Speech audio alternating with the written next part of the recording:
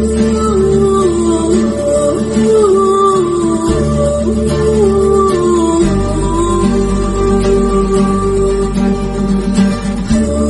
Friends, welcome back to #kitchen21.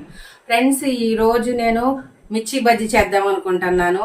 ఎందుకంటే నేను super మార్కెట్కి వెళ్ళినప్పుడు చాలా బాగా నచ్చినాయి బజ్జీలు అన్నది, పచ్చిమిరకాయలు. అందుకనే దాంతో మిర్చి బజ్జీ చేద్దాం అనుకుంటున్నాను. ఒక్కసారి దానికి ఏమేమి కావాలో చూద్దాం ఫ్రెండ్స్. ఫ్రెండ్స్, ఈ మిర్చి చూసారా ఎంత పెద్ద పెద్దగా బాగున్నాయి. అందుకనే నాకు చూడంగానే తీసుకుందాము, బజ్జీ చేద్దాము అన్నట్టు అనిపించింది. ఈ నేను వచ్చేసి ఒక ½ కేజీ తీసుకున్నాను. ½ కేజీస్కి వచ్చేసి ఒక 10 వచ్చినాయి. దీనికి బజ్జీకి కావాల్సింది శనగపిండి, దాంట్లో కొంచెం ఒక 2 స్పూన్స్ బియ్యం పిండి, కొంచెం క్రంచీగా ఉంటది, సాల్ట్, కారం, ఇది తినే సోడా ఉప్పు. బజ్జీ లోపల పెట్టుకుంటానికి శనగపిండి, వామ్ అనమాట ఇది. ఓకేనా ఫ్రెండ్స్, ఇప్పుడు కలుపుకునే విధానం చూద్దాం ఒకసారి. ఫ్రెండ్స్, మిర్చిలోకి పెట్టుకుంటానికని ఇది పిండిని రెడీ చేస్తున్నాను. పిండిలోకి నేను వామ్ వేసుకుంటున్నాను, చూసుకొని వేసుకోండి. తర్వాత సాల్ట్, మనం ఎందుకంటే పిండి కలిపేటప్పుడు కూడా వేయాలి. దీంట్లోకి వాటర్తో కలుపుకోండి, ఎక్కువ వద్దు, టైట్గా కలపండి. ఎందుకంటే లూజ్గా కలిపితే బజ్జీలో నుంచి, పచ్చిమిర్చిలో నుంచి పిండి జారిపోద్ది. టైట్గానే కలపాలి. ఫ్రెండ్స్, నేను ఇట్లాగా టైట్గా ఇలా కలుపుకున్నాను, ఎందుకంటే మిర్చిలో నుంచి జారిపోకుండా ఉంటుందని. ఇప్పుడు మనం ఈ పేస్ట్ అనేది దీంట్లో ఇట్లా అప్లై చేద్దాం.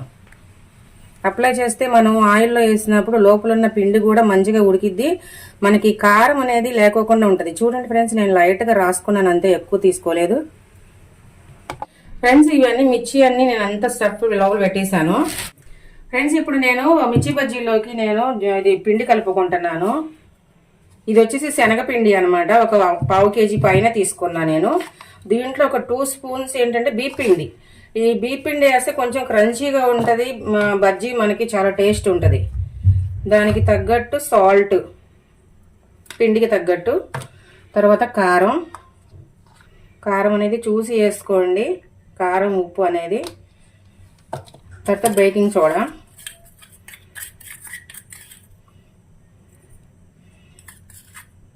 ఇప్పుడు మనం వాటర్ పోసుకొని కలుపుకుందాము.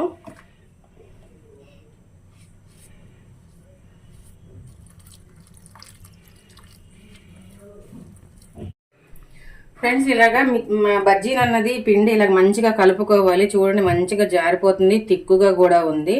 ఇలా ఉంటే మనకి బజ్జీ అనేది మంచిగా వస్తుంది. ఒకసారి చూడండి,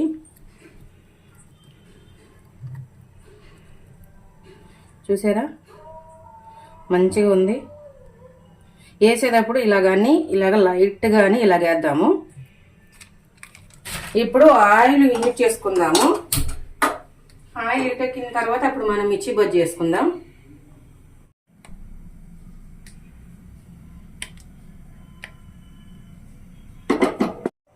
ఇప్పుడు ఆయిల్ హీట్ అయ్యిందో లేదో ఒకసారి చూద్దాము. హీట్ అయ్యింది, మనం వేసింది పైకి వచ్చేసింది చూడండి. ఇప్పుడు మనం బజ్జీలు వేసేసుకుందాం. సిమ్లో పెట్టే వేయండి, ఎందుకంటే హైలో పెడితే బజ్జీ అనేది తొందరగా మాడిపోద్ది, కానీ మంచిగా మనకి లోపల అనేది ఉడకదు. ఈ పెద్దగా ఉన్నాయి కాబట్టి ఒక్కొక్కటి తీసుకున్నా నేను.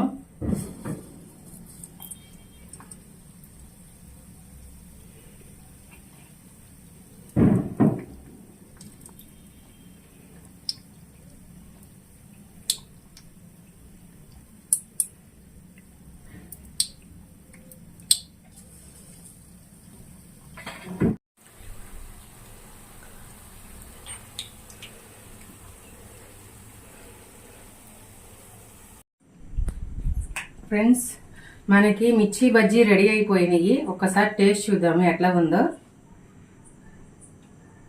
ఇలా ఆనియన్స్ ఇవన్నీ కట్ చేసేసాము. ఇప్పుడు దీంట్లో లెమన్ పిండుకొని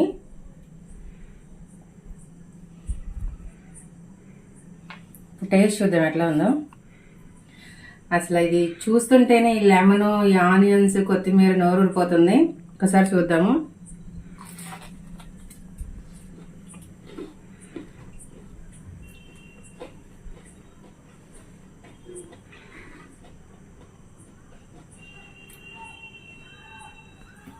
మాట్లాడటానికి మాటలు రావట్లేదు, ఎందుకంటే చాలా చాలా బాగుంది, క్రంచీగా ఉంది, చాలా బాగుంది. పచ్చిమిరపకాయ చూసారా ఫ్రెండ్స్ ఎట్లా ఉందో, మంచిగా సాఫ్ట్గా అయిపోయింది అనమాట.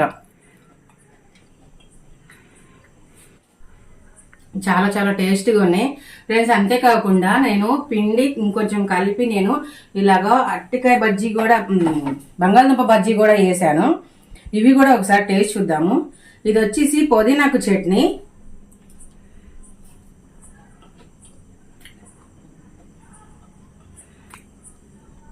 చాలా చాలా బాగుంది. లోపల బంగాళదుంపలు కూడా మంచిగా మెత్తగా ఉడికింది. ఇది వచ్చేసి మనకి కచప్ అన్నమాట.